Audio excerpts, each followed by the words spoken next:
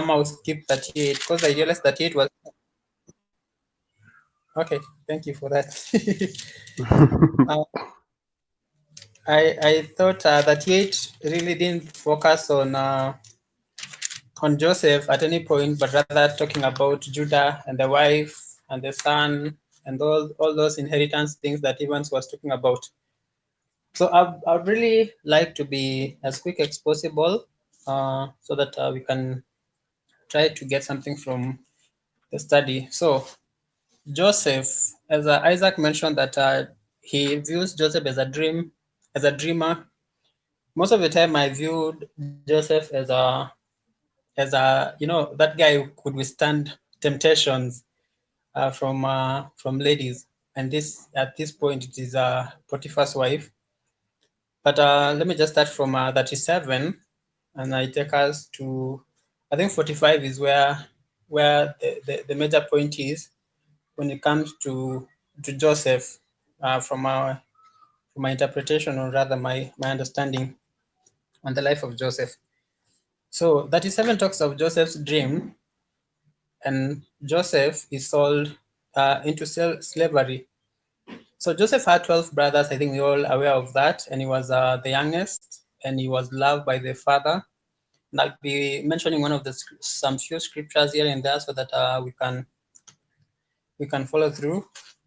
So if you have your Bible, you can just open that 7 so that when I mention, you can just read together. So like in 3, it talks of Joseph loved Joseph. Jacob loved Joseph more than any of his other children because he had been born to him in his old age. Now, what we need to realize about Joseph is that, about Jacob is that it's like he had 3 wives. And what I got is that other brothers who are sons of Bilhah and Zilpah, that is in verses 2. And Joseph was a son from Rachel. So the aspect that Jacob loved him because of him being born to him at old age was another mystery that we cannot really know, because I think probably Rachel was the favorite wife. So Jacob, the father, bought him this robe, and the robe then was valued as a, what do you call this? Was valued as a royalty and something that is of value. So that means like it put a significance on Joseph from the other brothers. So that's what made him prove, or rather show, that he was loved than the other sons. And now this made the other sons now hate him. So in this 37 is where it starts now about Joseph sharing his dream, and you can now see the response from the brothers. So the first dream was in 7, where Joseph says that they were bundling things in the shamba, the bundles, not the bundles, the ones that we are used to. They were bundling wheat or grains, and then I don't know how to explain. You know the way you bundle things to bundles, and then his stood up, and then the ones for the brothers bowed before his. And the brothers' interpretation was that, so you think you will be our king. So that was the first dream. Then the second dream again about Joseph was the moon, the sun, moon, and the 11 stars bowing before him. And now this time when we were sharing the dream, we were sharing the dream with the father. So the father actually, I think, got shocked. Jacob, the fact that he used to love him, this time asked him, uh, what kind of dream is that? Yeah, will your mother and I and your brothers actually come and bow to the ground before you? So it's like it was a big deal that they were not in acceptance of that. But you see, those are just the first 2 instances of dreams that Joseph shared in that. So as you continue, we'll see now him being sent. That is that he. So that was 37. Yeah, that's 7. Now towards the end, from 18 to the end, is where you see now the brothers now being plotting to kill him. And Reuben's idea was that we you can just throw him to the pit, and the reason for throwing him to the pit was he secretly planned to come and save him. That is according to verses 20, 22. 22 is that Joseph Reuben, now the elder brother, was plotting to come and rescue him and take him back to his father. So his idea was, let's not kill him, but rather throw him in a pit or cistern, and then we can leave him there. Maybe he can come and rescue him. And then now this guy, I don't know what is in a name basically, but Judah came up with the idea of selling him for, I think, 20 pieces of silver. I don't know. Yeah, it was something like that. I did not really pay attention to it. But well, you realize that Judah is a business person. Even if you read the story of Jesus having the 12 disciples, Judah was there. He's the one who plotted to to sell Jesus for 30 pieces of silver. So actually, it was 20 pieces of silver for Joseph. That is in 28 of that 7:28. Towards the end, he says that Satan sold him to them for 20 pieces of silver to the Ishmaelites. So basically, what you see is that the whole thing was all orchestrated because the hate they had for Joseph. That is in 38. So when you go to 39, 38 we will just skip because it talks about Judah and Tamar, and I think Evans touched on it last week while tackling the story of Amnon. No, 39. Joseph is thrown into prison. So once they sold him to Egypt, to the Ishmaelites. The Ishmaelites sold was taken to Egypt. He was sold to Potiphar, and sometimes you wonder, like, how comes he really had to be sold to the king's place? But then, well, some things you will get to understand in this chapter 39. It talks about the Lord was with Joseph. That is in verses 2. Uh, the Lord was with Joseph, and many other verses. Even to the end, again, you will see that the Lord was with Joseph. That is what is focused in chapter 39 of this book. But then you realize that the main title of this book is Joseph is thrown to prison. And as we take note of the Lord being with Joseph, everything that he touched, it became successful. Everything that he did was was uh, was was was good, in short. In other words, because I'm trying to get the actual words. So him being put in prison and him serving that, and him being with the Lord being with him, and everything that he started becoming successful, Potiphar now noticed him and realized that the Lord was with him. That is in verse 3. And giving success in everything he did. This pleased Potiphar. Soon he made him the personal assistant. So you can realize someone, a prisoner, being made a personal assistant is not something that comes from out of just like that. So you realize that it continues, says that Potiphar gave Joseph complete administrative, that is in verse 6, complete. For them that are joining us, we are in Genesis 39. And then verse 6 says, so Potiphar gave complete administrative responsibility over everything he owned. With Joseph there, he didn't worry about a thing. Now Potiphar now saying that Joseph akiwa hapa, when Joseph is here, I will not worry about a thing. Now he just worried about what he was going to eat, except what kind of food he was going to eat. That is in verse 6. Then there's a highlight there that Joseph was a very handsome and well-built young man. And Potiphar's wife soon became to look at him lustfully. Then says in that 7, come and sleep with me, she demanded. I'm reading from New Living Translation. And then one thing you realize that incident wasn't once, it persisted for a while, because in 10 it says, she kept pushing pressure on Joseph day after day, but he refused to sleep with her. And he kept out of her as much as possible. Now this is Joseph keeping away from Potiphar's wife as much as possible to avoid the temptation. I don't know how many would do that, especially not because we are free, but because we are in prison, and all that you would want to do when you are in prison, or rather, you would really want to be free somehow, or rather enjoy life, as we can call it. But then you realize that he had authority over everything that Potiphar owned. Then as we continue there, you can read the story of now Potiphar's wife grabbing his clog and then holding on to it until the husband came and then says, now you see this person you brought here and then tried to rape me and all this. And and uh, and Joseph again is put to prison. Now this now the title of the whole chapter is that Joseph is put to prison. So 19 says Potiphar was furious when he heard his wife's story about Joseph, or about how Joseph had treated her. So Joseph was thrown out into the prison, and in the prison again, because the Lord was with him, he was he was favored again by the warden, and he was put like in charge again of the prison, uh, of all other prisoners, over everything and everything that happened in the prison.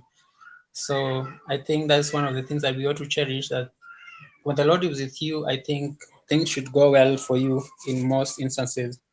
Now that is 39. So when you go to 40, it talks about now Joseph interpreting dreams. But there is something that we'll take note in 45, or even in this, actually in this 40 verses 8. So in 40, while Joseph was in prison, he met in 40s when Pharaoh got angry, being the king, with his cupbearer and a chief baker, and he threw them to the prison. And these guys were in prison and they stayed there for a while. And then one day he wake up and Joseph asked them, like, why are you worried? I mean, like, if someone is in prison, probably there's a high chances you'll be in depression or something. But this time Joseph asked them, like, why are you worried today? And then they told him that we had this dream, and well, we don't know what it means. And then verses 8 said, let me just use verse 8. Say they replied, we both had dreams last night, but no one can tell us what they mean. And then now this is now the part I need you to take note of. Interpreting dreams is God's business. Joseph replied, go ahead and tell your dreams to me. So most of the time we take it as Joseph is the one who interpreted the dreams, but he told them that in other versions says, do not interpretations belong to God. That is, we are reading from KJV. And okay, I think some other version says it says like that interpretation belongs to God. And then Joseph interprets the dreams for the two, and he tells them about 3 days. You remember the cupbearer? I don't have to go to the details of the cupbearer's dream of him having the grapevines of 3 and then squeezing them and then making a juice for the king and serving him. And then the interpretation was he was going to be released in 3 days. And then the baker again gives the story of the dream of what was the dream of the baker? The baker's dream again was I can't remember exactly, but the baker's dream was something to do with three tires, something on his head, and the birds coming and picking it exactly, and then from that the interpretation was he was going to be killed on the 3rd day, and his head was going to be put in a pole and something like that, and it came to pass in 3 days because Pharaoh had a birthday in verses 20 of Genesis 40:20 says Pharaoh's birthday came 3 days later, and he had a bouquet and all that, and then he let the uh, uh, chief cupbearer and forgot all about Joseph. Never gave. Uh, sorry, he let the cupbearer come back to his palace, and then he killed the baker. But then remember in 14, let me take you back. Sorry, is that while 40, after the interpretation of the dream that Joseph did to the cupbearer, He told him, and please remember me and do me a favor when things go well for you. Mention to me, mention to me to Pharaoh so he might let me out of this place, for I was kidnapped from my homeland, the land of the Hebrews, and now I'm here in prison, but deserve I did nothing to deserve it. So there was a deal there, and this thing of remember me, it reminded me of Jesus and the thief and Jesus on the cross. Like when you go there, when you go to paradise, remember me. But well, that's another thing again. It just came to mind. We go to 41. Joseph place is Joseph is placed in charge of Egypt.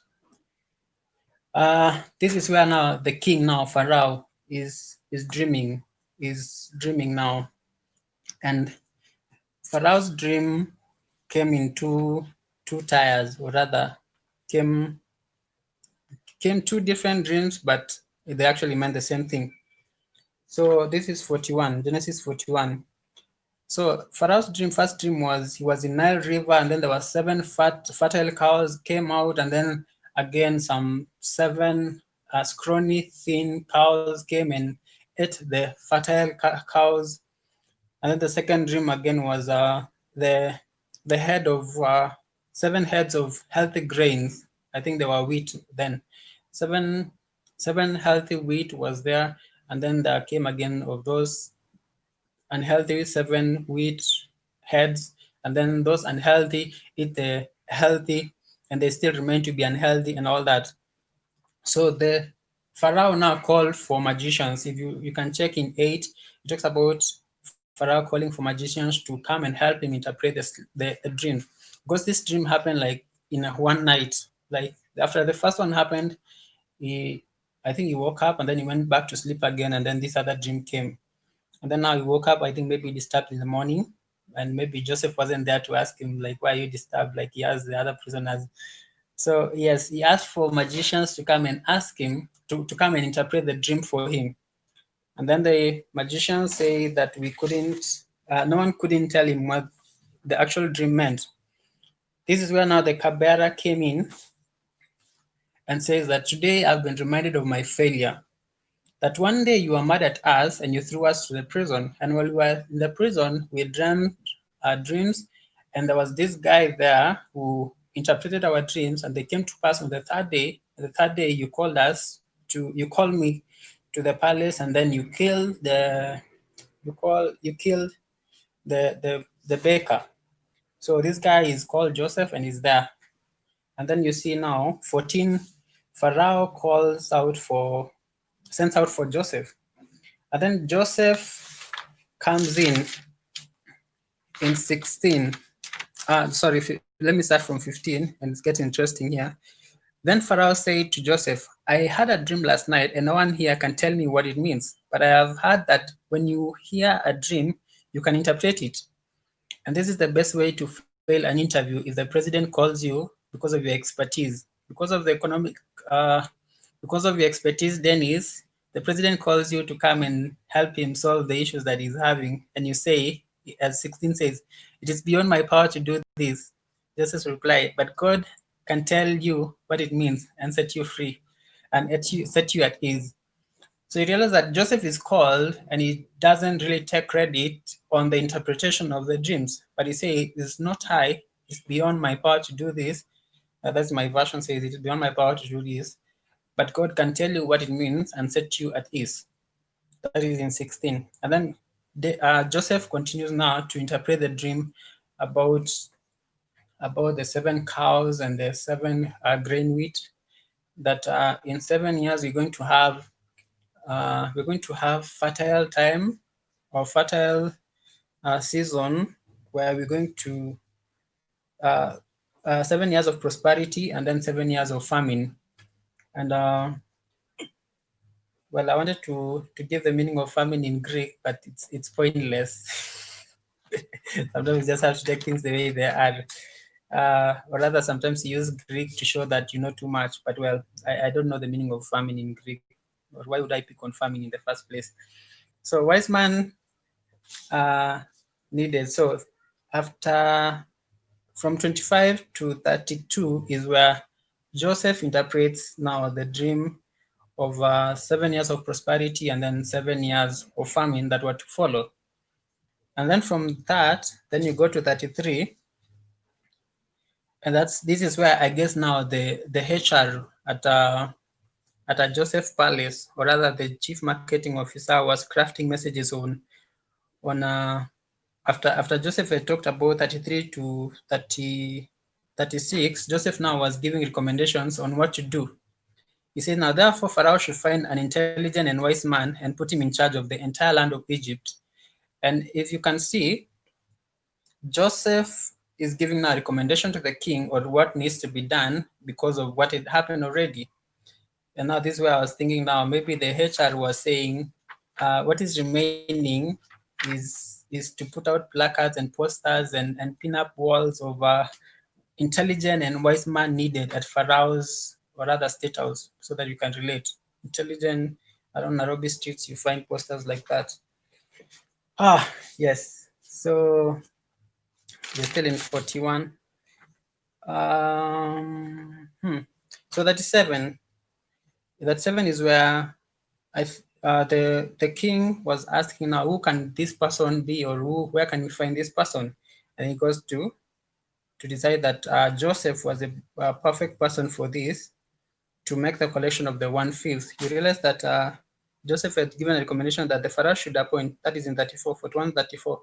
Then Pharaoh should appoint supervisors over the land and let them collect 1/5 of all the crops during the 7 good years, the 7 good years of prosperity.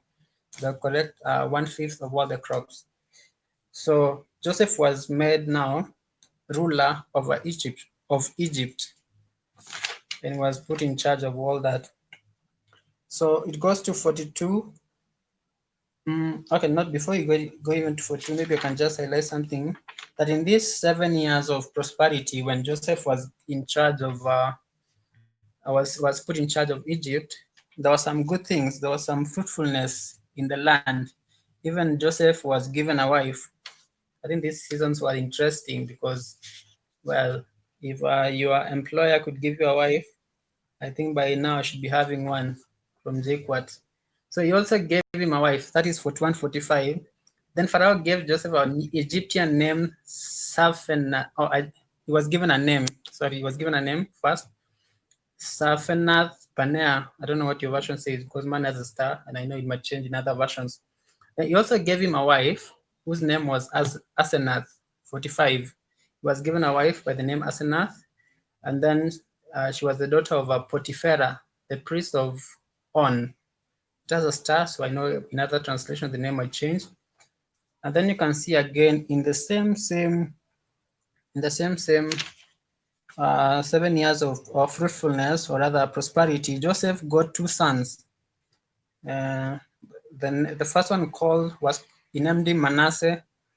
That meant that trouble, he had forgotten trouble, like the second, God made me forget all my troubles. That is the name Manasseh meant.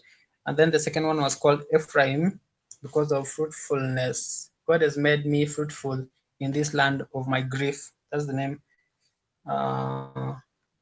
Ephraim. That is in verses 50. And that comes to the end of verses 41. Then we go to 42.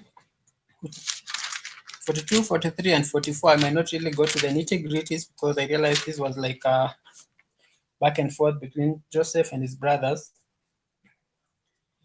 And we go to 42. 42, we go to one thing and we take note of, let's say from verses 8. 42 talks about now the 7 years of famine. And this is when the brothers go to Egypt to buy the food stuff. And Joseph, although noticing them, that is in verses 8, although Joseph recognized his brothers, they didn't recognize him. And remember the dreams he had about them many years before. He said to them, you are spies, and you have come to see how vulnerable our land has become. So you take note of the dreams that he had shared with the brothers in the first verses. That is not first verses, that is in 37 verses 5 and then 8, of verses 5 and I think 9, of him being of the bundles bowing before his, and then the 7 stars and 11 stars, sun and moon, and 11 stars bowing before him. And I think this was coming to him. Then you can continue again and see that I think he tried testing them again and asking them about now their youngest brother, because he had recognized that these are my brothers, and he was trying to test them whether they could lie or something like that. And then he started testing them. And if you realize that the interpretation that the way Joseph was talking to them, they were talking through an interpreter. That is in verses 23. This was highlighted because of what Reuben said in the previous verses, is 22, 42, 22. Didn't I tell you not to sin against the boy? Now, by the boy, it means Joseph. Reuben asked, but you wouldn't listen, and now we have to answer for his blood. Of course, they didn't know that Joseph understood them, for he had been speaking to them through an interpreter. So Joseph pretended as if he couldn't understand the language of the brothers, because they had come from Canaan and they were now in Egypt. So the assumption was these people might not understand us unless we use an interpreter. So they made the payments for the grains, I think, but he gave them, but Joseph again gave back the payments to them. And Joseph then, that is in 25, Joseph then ordered his servants to fill the men's sack, by the men's sack I mean the brothers, with grain, but he also gave secret instruction to return each brother's payment at the top of his sack. So the payment that made for buying the food, those payments were returned and put in the sack of the whatever of each brothers. So he gave them, and then they went along the way, they continued, and then I think they reached somewhere and they were resting. They stopped at night. That's in 27. And one of them opened his sack to get grain for his donkey. He found his money on the top of his sack. Luke exclaimed to his brothers, my money has been returned. It is here in my sack. Then their hearts sank. Trembling, they say to each other, what God has done to us. When brothers came to Father Jacob in the land, they told him everything had happened. Then the man who is governor spoke very harshly to us. Now this is in verses 30, if you are following. The man who is the governor of the land spoke very harshly to us. They told him they accused us of being spies and all that, but he said we are honest men and 12 brothers. And then the story continues there. So because of what had happened, I think there's a story I've missed in this chapter of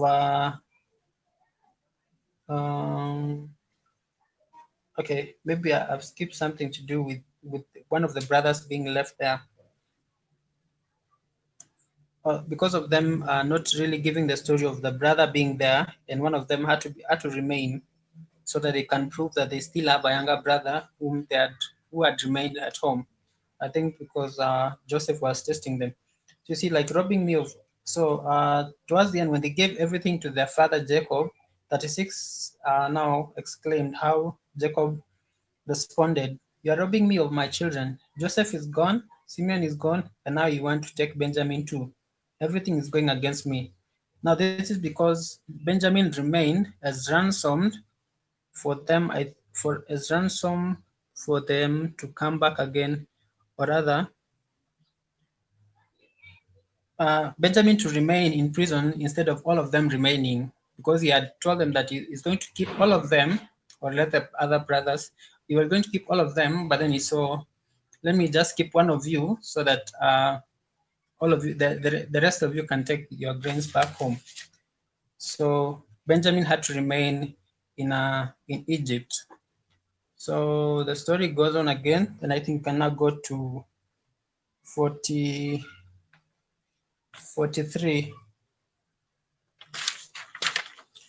So 43 again talks again the story of back and forth between Joseph and his brothers.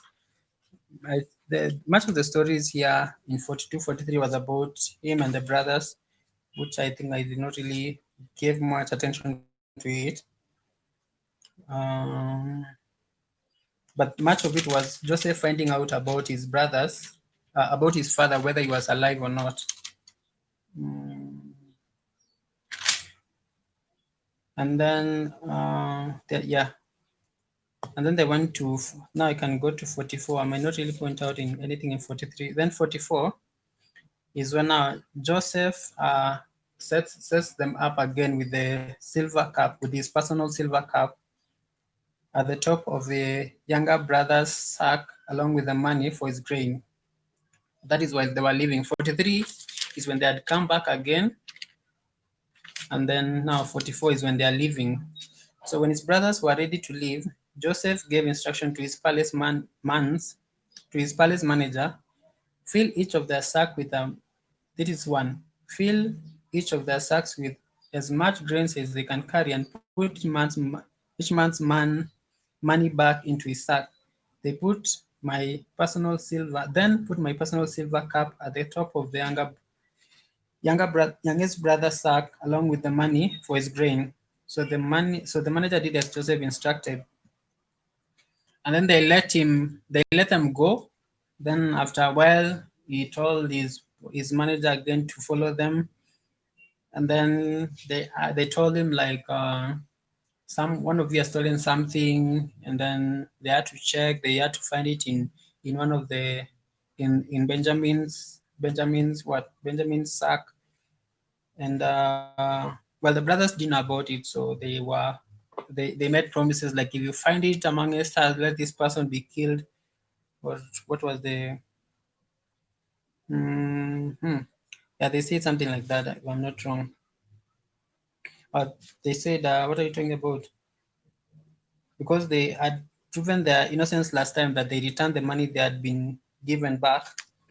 So they say now, if you, this is chapter 44:9, if you find this any of us, let that man die, and all the rest of us, my lord, will be your slaves. That is fair, the man replied, but only the one who stole the cup will be my slave. The rest of you may go free.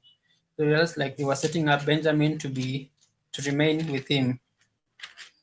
Now this is now I think the meat of the story. I'll just go to 45, and then maybe I can just mention something towards the end in 50. So 45 is where now Joseph reveals his identity to his brothers. How do you check time on this thing? So he says, now 3, I am Joseph. Oh, this is after he called everybody together. There were so many people, I think, wanting to buy the grains, but then he chased all of them out, and then he wanted to remain with the brothers. And then he says in 3, I am Joseph. He said to his brothers, is my father still alive? So that's not the point. Then he went again, 4, please come closer, he said to them. So they came closer and said to them, I am Joseph, your brother, whom you sold into slavery in Egypt. Now, this is I think, the the the highlight of the whole story in my own understanding. But don't be upset and don't be angry. This is my version. Don't be upset and don't be angry with yourselves for selling me to this place. It was God who sent me here ahead of you to preserve your lives. So I think I'm going to read that again. I'm Joseph, your brother, whom you sold into slavery in Egypt. But don't be upset and don't be angry with yourself for selling me into this place. It was God who sent me here ahead of you to preserve your lives.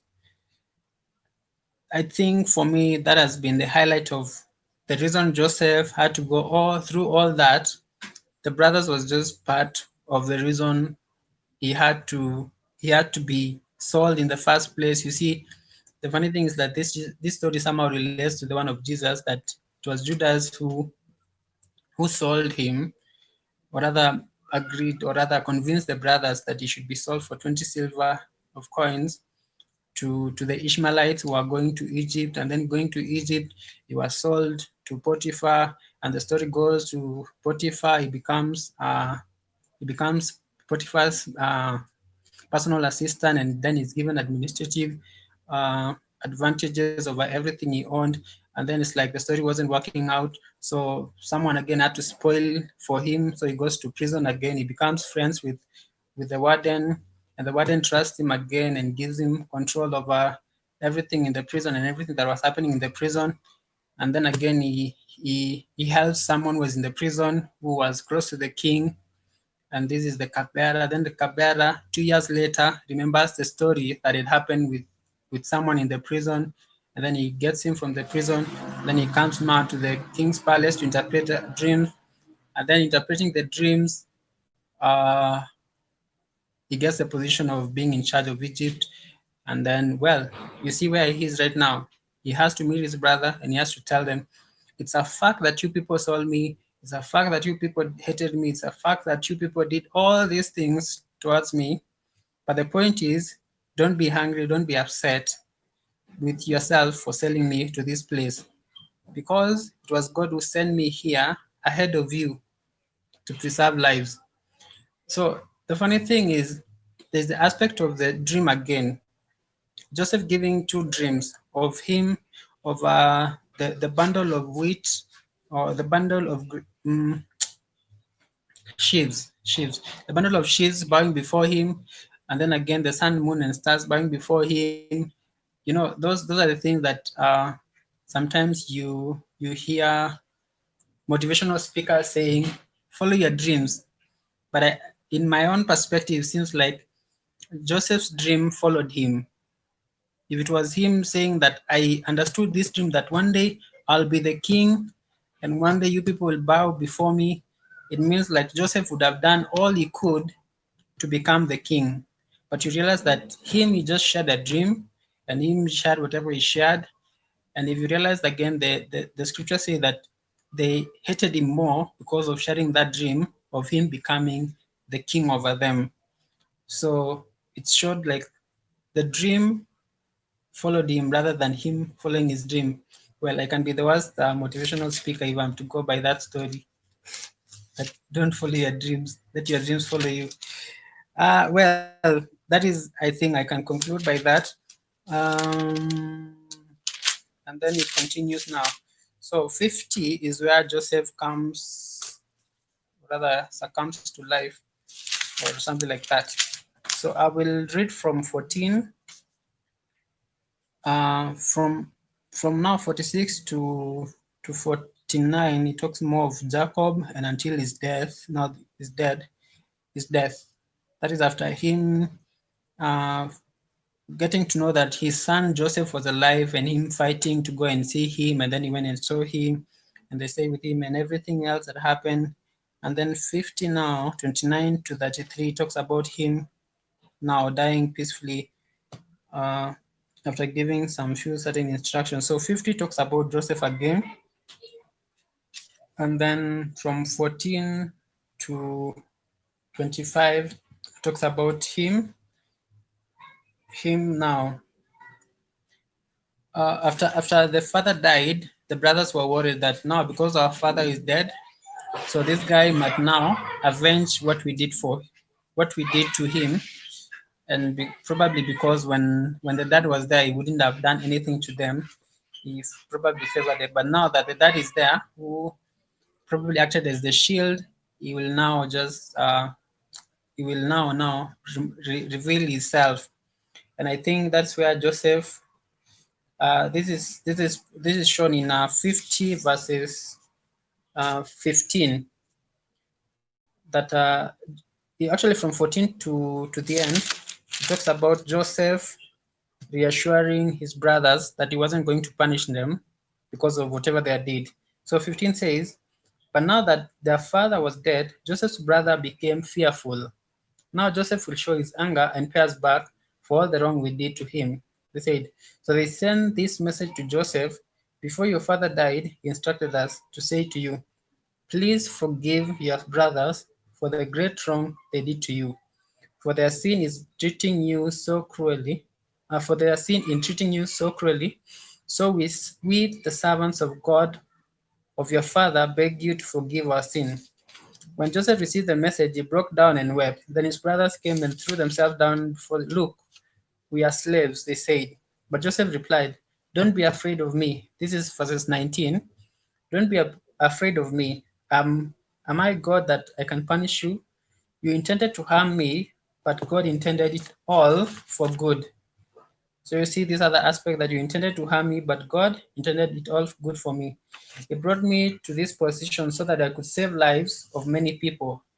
No, don't be afraid. I will continue to take care of you and your children. So he reassured them by speaking kindly to them. And then Joseph, from 22, you will see that Joseph died at the age of 110 years.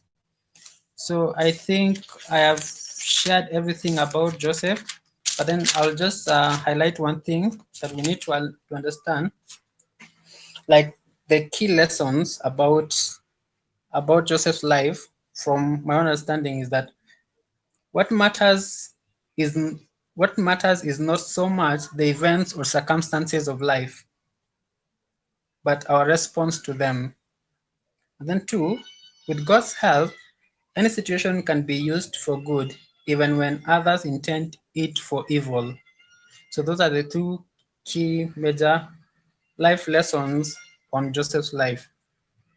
So unless I have left something or I've misquoted something, I think we can now, Evans, you can take over now. I think that's for me. Thank you for listening all. I think that's a 1 hour sermon or 50-minute sermon. Thank you, Evans. Let me